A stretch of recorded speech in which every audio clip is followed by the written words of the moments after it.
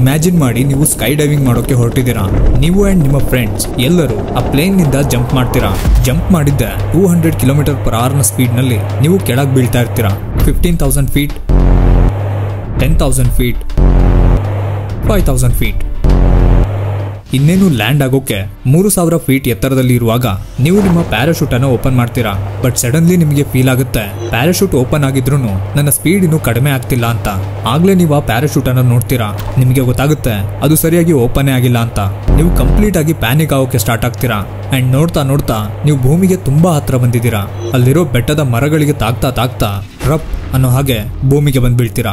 ನಿಮ್ಮ ಬೆನ್ನಿನ ಮೂಳೆಯ ಮಧ್ಯ ಚೂಪಾಗಿರೋ ಕಲ್ಲನ್ನ ಚುಚ್ಚಿದ್ರೆ ಯಾವ ರೀತಿ ಆಗುತ್ತೋ ಆ ರೀತಿ ಪೇನ್ ಆಗ್ತಾ ಇದೆ. ಇದಕ್ಕಿಂತ ಸಾವೇ ನನಗೆ ಪರವಾಗಿಲ್ಲ ಅನ್ನೋ ರೀತಿ ಫೀಲ್ ಆಗ್ತಾ ಇದೆ. ಆದ್ರೆ ನಿಮ್ಗೆ ಅದು ಕೂಡ ಸಿಗ್ತಾ ಇಲ್ಲ. ಹೇಗೋ ನಿಮ್ಮನ್ನ ರೆಸ್ಕ್ಯೂ ಮಾಡಿ ಹಾಸ್ಪಿಟಲ್ಗೆ ಕರ್ಕೊಂಡು ಹೋಗ್ತಾರೆ. ಈ ಮಧ್ಯ ನಿಮಗೆ ಏನೂ ಗೊತ್ತಾಗಿರಲ್ಲ. ಬಟ್ ನೆಕ್ಸ್ಟ್ ಡೇ ಎದ್ದ ತಕ್ಷಣ ನಾನ್ ಸರಿಯಾಗ್ತೀನಿ ಅಲ್ವಾ ಅಂತ ಡಾಕ್ಟರ್ ಹತ್ರ ಕೇಳಿದ್ರೆ ನಿಮ್ಮ ಸ್ಪೈನ್ ನ ಮೇನ್ 3 ಮೂಳೆಗಳು ಕಂಪ್ಲೀಟ್ಲಿ ಚೂರ್ ಆಗಿರೋ ಎಕ್ಸ್ರೇ ಅನ್ನ ಡಾಕ್ಟರ್ ನಿಮ್ಗೆ ತೋರಿಸ್ತಾರೆ. ಅಂಡ್ ಹೇಳ್ತಾರೆ ನೀನಿನ್ ಮೇಲೆ ನಡೆಯೋಕೆ ಆಗಲ್ಲ ಅಂತ. ಈಗ ನೀವು ಎಕ್ಸ್ಪೀರಿಯನ್ಸ್ ಮಾಡಿದ್ದು ಬರೀ ನಿಮ್ಮ ಸ್ಟೋರಿ ಅಲ್ಲ, ನಿಮ್ಮ ಚೈಲ್ಡ್ಹುಡ್ ಅನ್ನ ಮೆಮೊರಬಲ್ ಆಗಿಸಿದಂತ ಬಿಯರ್ ಗ್ರಿಲ್ಸ್ ನ ಸ್ಟೋರಿ. ಬರೀ ಇಲ್ಲಿಗೆ ಈ ಸ್ಟೋರಿ ಮುಗ್ದಿದ್ರೆ ನಾನು ಇದನ್ನ ಕವರೇ ಮಾಡ್ತಾ ಇರ್ಲಿಲ್ಲ.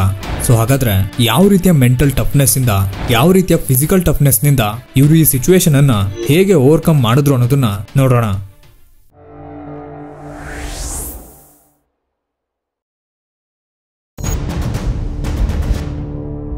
ಬಿಯರ್ ಗ್ರಿಲ್ಸ್ ಹೇಳ್ತಾರೆ, ನಾನು ಪ್ಯಾರಾಶೂಟ್ ನಿಂದ ಬಿದ್ದು ಮೂಳೆಗಳನ್ನ ಮುರ್ಕೊಂಡಾಗ ಆದ ಪೇನ್ಗಿಂತ ಹಾಸ್ಪಿಟಲ್ ನಲ್ಲಿ ಇದ್ದು ಅದನ್ನ ಸರಿ ಮಾಡುವಾಗ ಆದ ಪೇನೆ ನನಗೆ ತುಂಬಾ ನೋವು ಕೊಟ್ಟಿದ್ದು ಅಂತ.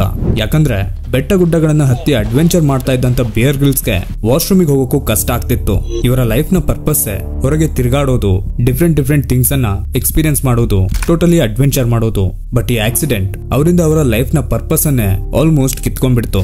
ಪ್ರತಿದಿನ ಬೆಡ್ ಮೇಲೆ ಮಲ್ಕೊಂಡು ಪದೇ ಆ ಸೀನ್ ಅನ್ನ ರಿವೈಂಡ್ ಮಾಡಿ ತನಗೆ ತಾವೇ ಬೈತಾ ಇದ್ರಂತೆ. ಪ್ಯಾನಿಕ್ ಆಗೋದ್ರ ಬದಲು ನಿಧಾನವಾಗಿ ನೀನೇ ಸರಿ ಮಾಡ್ಬೋದಲ್ಲ ಅಂತ. ಇದನ್ನ ಯೋಚನೆ ಮಾಡಿ ಅವರಿಗೆ ರಾತ್ರಿ 1 ನಿಮಿಷನೂ ನಿದ್ರೆನೆ ಬರ್ತಾ ಇರ್ಲಿಲ್ವಂತೆ. ಪ್ರತಿ ರಾತ್ರಿ ತನ್ನ ಮೇಲೆ ಫ್ರಸ್ಟ್ರೇಟ್ ಆಗೋದು, ಬೇಜಾರಾಗೋದು ನಡೀತಾನೆ ಇತ್ತು. 2 ತಿಂಗಳ ನಂತರ ಅವರ ಬಾಡಿ ಬೆಟರ್ ಆಗೋದ್ರ ಬದಲು ಇನ್ನೂ ವರ್ಸ್ಟ್ ಕಂಡೀಷನ್ಗೆ ಹೋಗ್ತಾ ಇತ್ತು. ತನ್ನ ಪರಿಸ್ಥಿತಿಯನ್ನ ನೋಡ್ತಾ ಅವ್ರು ಇನ್ನೂ ನೆಗೆಟಿವ್ ಆಗ್ತಾನೆ ಹೋದ್ರು. ಅಂಡ್ ಇದೇ ರೀತಿ ಅವರು ಡಿಪ್ರೆಷನ್ಗೆ ಹೋಗ್ತಾ ಹೋದ್ರು. ಇವರ ಫ್ರೆಂಡ್ಸ್ ಎಲ್ಲರೂ ಬಿಯರ್ ಗ್ರಿಲ್ಸ್ ತುಂಬಾ ಸ್ಟ್ರಾಂಗ್ ಪರ್ಸನ್, ತುಂಬಾ ಪಾಸಿಟಿವಿಟಿಯಿಂದ ಇದನ್ನ ಅವರು ಫೇಸ್ ಮಾಡ್ತಾರೆ ಅಂತ ಎಲ್ಲರೂ ಅನ್ಕೊಂಡಿರ್ತಾರೆ. ಆದ್ರೆ ಅದು ನಿಜ ಅಲ್ಲ. ಯಾಕಂದ್ರೆ ಅವರ ವಯಸ್ಸು ಬರೀ 21 ಆಗಿರುತ್ತೆ. ಅಂಡ್ ಅವರಿಗೂ ಕೂಡ ತುಂಬಾ ಭಯ ಆಗ್ತಾ ಇರುತ್ತೆ. ಹೀಗಿರುವಾಗ ಒಂದು ದಿನ ಅವರ ಫೋಕಸ್ ಅಲ್ಲೇ ಇದ್ದ ಮೌಂಟ್ ಎವರೆಸ್ಟ್ ನ ಒಂದು ಪಿಕ್ಚರ್ ಮೇಲೆ ಹೋಗುತ್ತೆ. ಅಂಡ್ ಆ ಪಿಕ್ಚರ್ ಇವರ ಲೈಫ್ ಅನ್ನೇ ಚೇಂಜ್ ಮಾಡುತ್ತೆ. ಬೆನ್ನಿಗೆ ಮೆಟಲ್ ಬ್ರೇಸ್ ಅನ್ನ ಹಾಕಿದ್ರು ಬೆಡ್ ನಿಂದ ಹೇಗೋ ಎದ್ದು ಬಿದ್ದು ಆ ಫೋಟೋನ ವಾಲ್ ನಿಂದ ತೆಗೆದು ಸ್ವಲ್ಪ ಹೊತ್ತು ಕೈನಲ್ಲಿ ಹಿಡ್ಕೊಂಡು ನೋಡ್ತಾ ಇರ್ತಾರೆ. ಆಗ ಅವರು ಡಿಸೈಡ್ ಮಾಡ್ತಾರೆ, ಏನಾದ್ರೂ ಆಗ್ಲಿ ನಾನ್ ಮತ್ತೆ ಬರೀ ನಡೆಯೋದ್ ಮಾತ್ರ ಅಲ್ಲ, ಪ್ರಪಂಚದ ಅತಿ ಎತ್ತರದ ನಿಮ್ ಮೌಂಟ್ ಎವರೆಸ್ಟ್ ಅನ್ನ ನಾನು ಕ್ಲೈಂಬ್ ಮಾಡಿ ತೋರಿಸ್ತೀನಿ ಅಂತ ತನಗೆ ತಾನೇ ಪ್ರಾಮಿಸ್ ಮಾಡ್ತಾರೆ. ಅಂಡ್ ಇದನ್ನೇ ಥಿಂಕ್ ಮಾಡ್ತಾ ಅವ್ರು ಹಾಗೆ ಮಲಗ್ಬಿಡ್ತಾರೆ. ಅಂಡ್ ಇದು ಅವರ ಸಬ್ ಕಾನ್ಶಿಯಸ್ ಮೈಂಡ್ ನಲ್ಲಿ ಡೀಪ್ ಆಗಿ ಫೀಡ್ ಆಗುತ್ತೆ. ಮತ್ತೆ ಅವರು ಲೈಫ್ ನಲ್ಲಿ ಕಮ್ ಬ್ಯಾಕ್ ಮಾಡೋಕೆ ಒಂದು ರೀಸನ್ ಅಥವಾ ಹೋಪ್ ಆಗಿ ಇದು ಸಿಗುತ್ತೆ. ಅವರು ಮಲಗಿ ಎದ್ದಾಗ ಅವರ ಅಜ್ಜಿ ಹೇಳಿದಂತ ಒಂದು ಮಾತ್ ನೆನಪಾಗುತ್ತೆ, ಲೈಫ್ ನಲ್ಲಿ ಏನೇ ಆದ್ರೂ ಅದು ಒಳ್ಳೇದಕ್ಕಾಗುತ್ತೆ. ಆದ್ರೆ ಈ ಮನುಷ್ಯನೇ ತನಗೆ ತಾನೇ ಹರ್ಟ್ ಮಾಡ್ಕೊಳ್ಳೋ ರೀತಿಯ ದಾರಿಗಳನ್ನ, ರೀಸನ್ಸ್ ಗಳನ್ನ, ಪ್ರಾಬ್ಲಮ್ಸ್ ಗಳನ್ನ ಹುಡ್ಕೊಳ್ತಾನೆ.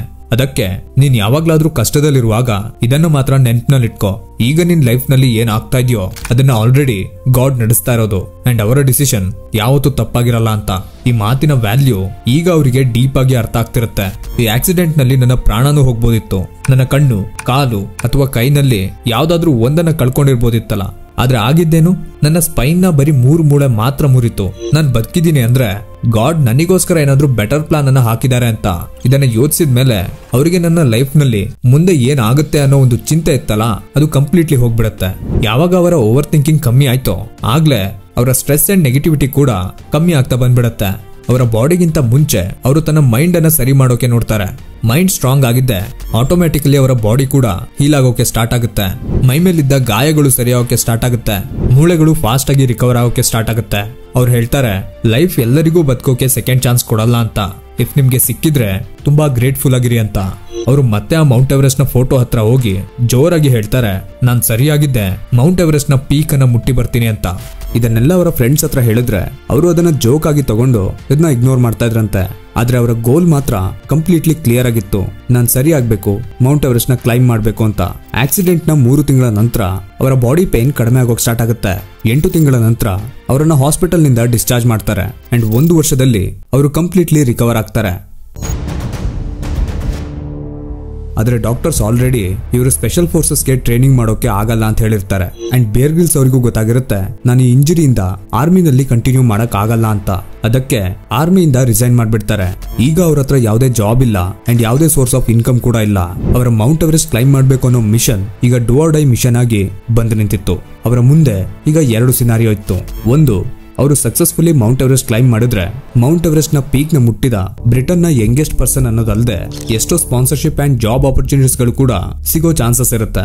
2, ಆ ಡೇಂಜರಸ್ ಮೌಂಟೇನ್ ನಲ್ಲಿ ಅವರ ಡೆತ್ ಅಥವಾ ಕಂಪ್ಲೀಟ್ ಲೈಫ್ ನಲ್ಲಿ ಜಾಬ್ಲೆಸ್ ಆಗಿ ಫೇಲಿಯರ್ ಅಂತ ಕರ್ಸ್ಕೊಳ್ಳೋದು. ಆದ್ರೂ ಬಿಯರ್ ಗ್ರಿಲ್ಸ್ ಮೌಂಟ್ ಎವರೆಸ್ಟ್ ನ ಕ್ಲೈಮ್ ಮಾಡೋದನ್ನೇ ಚೂಸ್ ಮಾಡ್ತಾರೆ. ಎವರೆಸ್ಟ್ ಹತ್ತೋಕೆ ಮಿನಿಮಮ್ 50 ಲಕ್ಷ ಬೇಕಾಗುತ್ತೆ ಅಂಡ್ ಆಬ್ವಿಯಸ್ಲಿ ಇವ್ರ ಹತ್ರ ಅಷ್ಟು ಹಣನೇ ಇರಲ್ಲ. ಸ್ಪಾನ್ಸರ್ಸ್ ಗಾಗಿ 1 ತಿಂಗಳ ತನಕ ಮಿನಿಮಮ್ 250 ಲೆಟರ್ಸ್ ಅನ್ನ ಬರೀತಾರೆ. ಆದ್ರೆ ಎಲ್ಲದೂ ರಿಜೆಕ್ಟ್ ಆಗುತ್ತೆ. ಸ್ಪಾನ್ಸರ್ಸ್ ಅನ್ನ ಅಪ್ರೋಚ್ ಮಾಡಕ್ ಹೋದ್ರೆ ಗೇಟ್ ನಿಂದಾನೆ ಹೊರಗಾಗ್ತಾ ಇದ್ರಂತೆ. ಒಂದಿನ ಹೀಗೆ ನಡ್ಕೊಂಡು ಹೋಗ್ತಿರುವಾಗ ಡೇವಿಸ್ ಲ್ಯಾಂಗ್ಡೌನ್ ಅಂಡ್ ಎವರೆಸ್ಟ್ ಅನ್ನೋ ಕಂಪನಿ ಕಾಣಿಸುತ್ತೆ. ಏನು ಜಾಸ್ತಿ ಯೋಚನೆ ಮಾಡದೆ ಬಿಯರ್ ಗ್ರಿಲ್ಸ್ ಒಳಗೆ ಹೋಗಿ ಅಲ್ಲಿಯ ಸೆಕ್ರೆಟರಿ ಹತ್ರ ಹೇಗೋ ಕಾಡಿ ಬೇಡಿ ಆ ಕಂಪನಿಯ ಸಿಇಒ ಬಳಿ 2 ನಿಮಿಷ ಮಾತಾಡೋಕೆ ಕೇಳ್ಕೊಂತಾರೆ. ತುಂಬಾ ಟೈಮ್ ಯೋಚಿಸಿದ ನಂತರ ಸಿಇಒ ಆಫೀಸಿಗೆ ಕರ್ಕೊಂಡು ಹೋಗ್ತಾರೆ. ಬಿಯರ್ ಗ್ರಿಲ್ಸ್ ಅವರ ಸ್ಟೋರಿ ಅಂಡ್ ಈ ಪ್ಯಾಷನ್ ಅನ್ನ ಕೇಳಿದ ನಂತರ ಆ ಕಂಪನಿ ಇವರಿಗೆ ಸ್ಪಾನ್ಸರ್ ಮಾಡೋಕೆ ರೆಡಿ ಆಗುತ್ತೆ. ಎಷ್ಟೋ ರಿಜೆಕ್ಷನ್ಸ್ ನ ನಂತರ ಈಗ ಫೈನಲಿ ಎವರೆಸ್ಟ್ ಹೋಗೋಕೆ ರೆಡಿ ಆಗಿದ್ದಾರೆ. ಆದ್ರೆ ಇನ್ನೂ ಅವರ ಪ್ರಾಬ್ಲಮ್ಸ್ ಮುಗ್ದಿಲ್ಲ.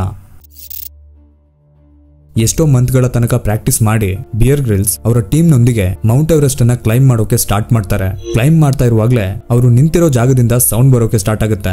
ನೋಡ್ತಾ ಇದ್ದಂಗೆ ಬರ್ಫ್ ನಲ್ಲಿ ಕ್ರ್ಯಾಕ್ ಆಗುತ್ತೆ ಅಂಡ್ ಸಡನ್ಲಿ ಬಿಯರ್ ಗ್ರಿಲ್ಸ್ ಒಂದು ಗುಂಡಿಗೆ ಬಿದ್ಬಿಡ್ತಾರೆ. ಅದು ಎಷ್ಟು ಭಯಾನಕವಾಗಿರುತ್ತೆ ಅನ್ನೋದಕ್ಕೆ ಅದರ ಎಂಡಿಂಗ್ ಅವರಿಗೆ ಕಾಣಿಸ್ತಾ ಇರಲ್ಲ.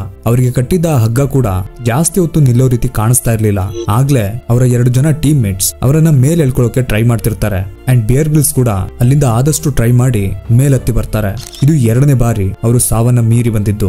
ಸ್ವಲ್ಪ ದಿನ ತನ್ನನ್ನ ಸುಧಾರಿಸಿಕೊಂಡಿದ್ದೆ ಅವರಿಗೆ ಮತ್ತೊಂದು ಬ್ಯಾಡ್ ನ್ಯೂಸ್ ಬರುತ್ತೆ. ಮುಂದಿನ ಕೆಲವು ದಿನಗಳಲ್ಲಿ ಒಂದು ದೊಡ್ಡ ತೂಫಾನ್ ಬರೋಕಿದೆ ಅಂತ. ಇದು ಬಂದ ನಂತರ ಎವರೆಸ್ಟ್ ನ ಮೇಲೆ ಹತ್ತೋದು ಆಲ್ಮೋಸ್ಟ್ ಇಂಪಾಸಿಬಲ್ ಅಂತ ಇವರು ಪೂರ್ತಿ ರಾತ್ರಿ ಕೂತ್ಕೊಂಡು ಪ್ರೇ ಮಾಡ್ತಿರ್ತಾರೆ. ಆಗ್ಲೇ ಅವರಿಗೊಂದು ಗುಡ್ ನ್ಯೂಸ್ ಬರುತ್ತೆ. ಲಾಸ್ಟ್ ಮೂಮೆಂಟ್ ನಲ್ಲಿ ಆ ಚಂಡಮಾರುತ ತನ್ನ ಡೈರೆಕ್ಷನ್ ಅನ್ನ ಚೇಂಜ್ ಮಾಡ್ಕೊಂಡಿದೆ ಅಂಡ್ ನಮ್ಗೆ ಕ್ಲೈಮ್ ಮಾಡೋಕೆ ಇನ್ನು 2 ಡೇಸ್ ನ ಎಕ್ಸ್ಟ್ರಾ ಟೈಮ್ ಇದೆ ಅಂತ.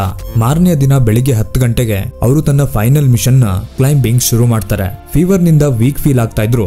ವೆದರ್ ಕ್ಲಿಯರ್ ಆಗಿದ್ದರಿಂದ ಅವರು ತಮ್ಮ ಫುಲ್ ಪೊಟೆನ್ಶಿಯಲ್ ಅನ್ನ ಇಲ್ಲಿ ಯೂಸ್ ಮಾಡ್ತಾರೆ. ವಿತಿನ್ 5 hours ಅವರು ಕ್ಯಾಂಪ್ 3 ಅನ್ನ ರೀಚ್ ಮಾಡ್ತಾರೆ. ಸ್ವಲ್ಪ ಟೈಮ್ ನ ನಂತರ ಅವರು 26,000 ಫೀಟ್ ನ ಎತ್ತರಕ್ಕೆ ರೀಚ್ ಆಗ್ತಾರೆ. ಇದನ್ನ ಎವರೆಸ್ಟ್ ನ ಡೆತ್ ಝೋನ್ ಅಂತಾರೆ. ಇಲ್ಲಿಯ ಆಕ್ಸಿಜನ್ ಲೆವೆಲ್ ಎಷ್ಟು ಕಮ್ಮಿ ಇರುತ್ತಂದ್ರೆ ಅಲ್ಲಿ ಕೆಲವು ನಿಮಿಷ ಇದ್ರೇನೆ ಆ ಮನುಷ್ಯನ ಡೆತ್ ಗ್ಯಾರಂಟಿ ಅಂತ. ಅವರು ಹೋಗ್ತಾ ಇರುವಾಗ ಅವರ ಪಕ್ಕದಲ್ಲೇ ಎಷ್ಟೋ ಬಾಡೀಸ್ ಗಳು ಬಿದ್ದಿರೋದನ್ನ ಅವರು ನೋಡ್ತಾರೆ. ಅವರಿಗೂ ಸ್ವಲ್ಪ ಭಯ ಆಗುತ್ತೆ. ಉಸಿರಾಡೋಕೆ ತೊಂದರೆ ಆಗ್ತಾ ಇದ್ರು ಅದನ್ನ ಕಂಟಿನ್ಯೂ ಮಾಡ್ತಾನೆ ಇರ್ತಾರೆ. 17 ಗಂಟೆ ಕ್ಲೈಮ್ ಮಾಡಿದ ನಂತರ 16th May 1998ಗೆ ಬಿಯರ್ ಗ್ರಿಲ್ಸ್ ಅವರ ಡ್ರೀಮ್ ಅನ್ನ ಕಂಪ್ಲೀಟ್ ಮಾಡ್ತಾರೆ. ಆ ಆಕ್ಸಿಡೆಂಟ್ ನ 18 ತಿಂಗಳ ನಂತರ ಬಿಯರ್ ಗ್ರಿಲ್ಸ್ ಮೌಂಟ್ ಎವರೆಸ್ಟ್ ನ ಪೀಕ್ ನಲ್ಲಿ ಇರ್ತಾರೆ. ಈ ಜರ್ನಿ ಕೂಡ ಅಷ್ಟು ಈಸಿಯಾಗಿ ಇರ್ಲಿಲ್ಲ. ಯಾಕಂದ್ರೆ ಇವರ ಜೊತೆ ಕ್ಲೈಮ್ ಮಾಡಿದ 4 ಜನ ಪ್ರಾಣ ಬಿಟ್ಟಿರ್ತಾರೆ ಅಂಡ್ ಇವರು 2 ಸಲ ನಿಯರ್ ಡೆತ್ ಎಕ್ಸ್ಪೀರಿಯನ್ಸ್ ಮಾಡ್ತಾರೆ. ನಂತರ ಇವರ ಸ್ಟೋರಿ ಫೇಮಸ್ ಆಗೋಕೆ ಸ್ಟಾರ್ಟ್ ಆಗುತ್ತೆ. ಸೆಮಿನಾರ್ ನಲ್ಲಿ ಪಬ್ಲಿಕ್ ಸ್ಪೀಕರ್ ಆಗಿ ಇನ್ವೈಟ್ ಮಾಡ್ತಾರೆ. ಇವರ ಮೇಲೆ ಎಷ್ಟೋ ಡಾಕ್ಯುಮೆಂಟರೀಸ್ ರಿಲೀಸ್ ಆಗುತ್ತೆ ಅಂಡ್ ಫೈನಲಿ ಇವರಿಗೆ ಡಿಸ್ಕವರಿ ಚಾನೆಲ್ ನಲ್ಲಿ ವರ್ಲ್ಡ್ ವೈಡ್ ಫೇಮ್ ಕೊಡುವಂತ ಒಂದು ಆಪರ್ಚುನಿಟಿ ಸಿಗುತ್ತೆ. ಅದರಿಂದನೇ ಅವ್ರನ್ನ ಮ್ಯಾನ್ ವರ್ಸಸ್ ವೈಲ್ಡ್ ನಿಂದ ಎಲ್ಲರೂ ಐಡೆಂಟಿಫೈ ಮಾಡೋಕೆ ಸ್ಟಾರ್ಟ್ ಮಾಡ್ತಾರೆ. ಮೇ ಬಿ ನೀವು ಕೂಡ ಅದರಲ್ಲಿ ಒಬ್ಬರಾಗಿರ್ಬೋದು. ಇವರ ಸ್ಟೋರಿ ಅಂತೂ ತುಂಬಾ ಇನ್ಸ್ಪೈರಿಂಗ್ ಆಗಿತ್ತು. ಹಾಗಾದ್ರೆ ನಾವು ಇವರಿಂದ ಏನ್ ಕಲ್ತ್ವಿ? ಈಗ ಬಿಯರ್ ಗ್ರಿಲ್ಸ್ ನ ಜಾಗದಲ್ಲಿ ಒಬ್ಬ ನಾರ್ಮಲ್ ವ್ಯಕ್ತಿ ಆಗಿದ್ರೆ ಆತ ಏನ್ ಮಾಡ್ತಾ ಇದ್ದ? ಡೆಫಿನೆಟ್ಲಿ ತನ್ನನ್ನ ಅಂಡ್ ಲೈಫ್ ಅನ್ನ ಬ್ಲೇಮ್ ಮಾಡ್ತಾ ಇದ್ದ. ಬಟ್ ಲೈಫ್ ಯಾವಾಗ ಬಿಯರ್ ಗ್ರಿಲ್ಸ್ ನ ಹಿಟ್ ಮಾಡ್ತೋ ಆಗ ಬಿಯರ್ ಗ್ರಿಲ್ಸ್ ವಾಪಸ್ ಹಿಟ್ ಮಾಡಿದ್ರು. ಲೈಫ್ ಆಗ್ಲಿ ಅಥವಾ ಗಾಡ್ ಆಗ್ಲಿ ನೋವಾಗ್ಬೇಕು ದುಃಖ ಆಗ್ಬೇಕು ಅನ್ನೋದಕ್ಕೋಸ್ಕರ ದುಃಖಗಳನ್ನಾಗ್ಲಿ ನೋವುಗಳನ್ನಾಗ್ಲಿ ಕೊಡಲ್ಲ. ಬದಲಿಗೆ ನಮ್ಮನ್ನ ಸ್ಟ್ರಾಂಗ್ ಆಗ್ಸೋಕೆ ಯಾವ್ದಕ್ಕಾದ್ರೂ ಲಾಯಕ್ ಆಗಿರೋಕೆ ಆ ನೋವುಗಳನ್ನ ಕೊಡೋದು. ನೀವೆಷ್ಟು ಡಿಸ್ಕಂಫರ್ಟ್ ಅನ್ನ ಫೇಸ್ ಮಾಡ್ತೀರಾ ಅಷ್ಟೇ ನೀವು ಒಳಗಿನಿಂದ ಸ್ಟ್ರಾಂಗ್ ಆಗ್ತಾ ಹೋಗ್ತೀರಾ. ಅದಕ್ಕೆ ಯಾವುದೇ ಸಿಚುವೇಶನ್ ನಲ್ಲಿ ಡಿಸ್ಕಂಫರ್ಟ್ ಅನ್ನ ವೆಲ್ಕಮ್ ಮಾಡಿ ಅಂಡ್ ನಿಮ್ಮ ಡ್ರೀಮ್ ಕಡೆ ಯಾವಾಗ್ಲೂ ವರ್ಕ್ ಮಾಡ್ತಾ ಇರಿ. ಇದಾಗಿತ್ತು ಬಿಯರ್ ಗ್ರಿಲ್ಸ್ ಅವರ ಲೈಫ್ ಚೇಂಜಿಂಗ್ ಸ್ಟೋರಿ. ನಮ್ಮ ಈ ರೆಪ್ರೆಸೆಂಟೇಷನ್ ಏನಾದ್ರೂ ನಿಮ್ಗೆ ಇಷ್ಟ ಆಗಿದ್ರೆ ಡೇವಿಡ್ ಗಾಗಿನ್ಸ್ ಅವರ ಈ ಮೆಂಟಲ್ ಟಫ್ನೆಸ್ ನ ಸ್ಟೋರಿಯನ್ನ ಚೆಕ್ ಮಾಡಿ. ಈ ವಿಡಿಯೋ ನಿಮ್ಗೆ ಇಷ್ಟ ಆಗಿದ್ರೆ ವಿಡಿಯೋಗೆ ಒಂದು ಲೈಕ್ ಅಂಡ್ ಚಾನಲ್ಗೆ ಸಬ್ಸ್ಕ್ರೈಬ್ ಮಾಡ್ಕೊಳ್ಳಿ.